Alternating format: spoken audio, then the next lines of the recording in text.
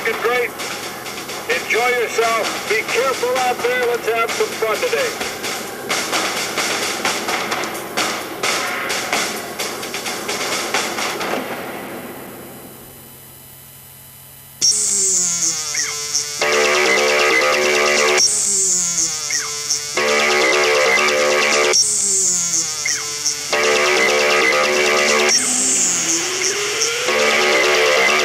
There were times when it was brutal, tough, exhilarating,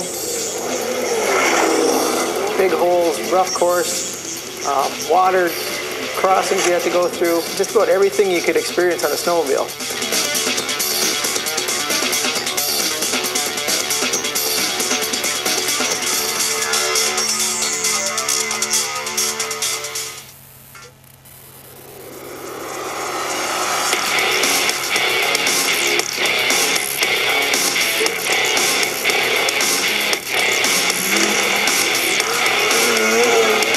I-500 is set up on a point structure where the first day and the second day are like one race.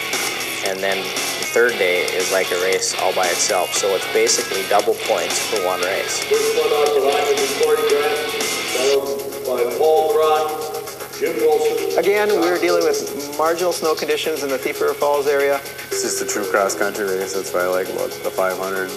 The stats are on the 500, it's like 50% go out after the first and 20% after the second. And by the time you're done, you're only left with, a third of the racers, if that, or a quarter.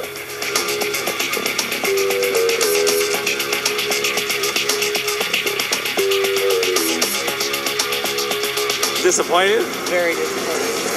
Oh, this thing's extreme. Didn't even make the first fuel stop. Check this out. These heads are supposed to be silver. Look at the head on that thing. God. Crashed out, broken A-arm, which made me crash out, I guess. Well, I made it 24 miles. When I started, I was worried about a bad track. Turns out, stud ripped through the track, shot into my cooler. Put me out, no coolant, overheated sled, done. There was just so much dirt and gopher mounds and logs, and it was really tough on equipment. I was just made my second fuel stop coming into the finisher, I don't know, on the river, and it's probably 15, 20 miles out and my sled blew up. I like the endurance, the high mileage. You gotta try to go as fast as you can, but then it's a 500-mile race too, so you gotta finish. So you gotta learn to pace yourself. Come 11 o'clock when the first sleds come through, some of the course markers were gone, whether the wind blew them over or they were taken.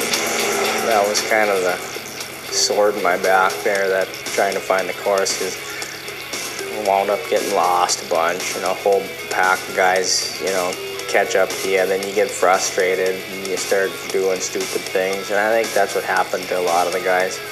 They did what they thought was right at the time, but unfortunately it was in violation of the rules, and a lot of the front runners were penalized.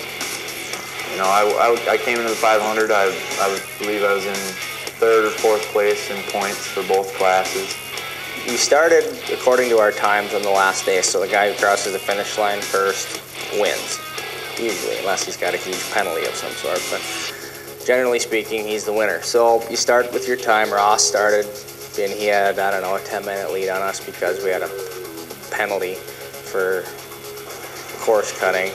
I knew I put time on those guys in the first leg, and after that, I just kind of tried to ride a smooth race the last two legs of the last day. But fortunately for me, I was able to take it home and get the checkered flag.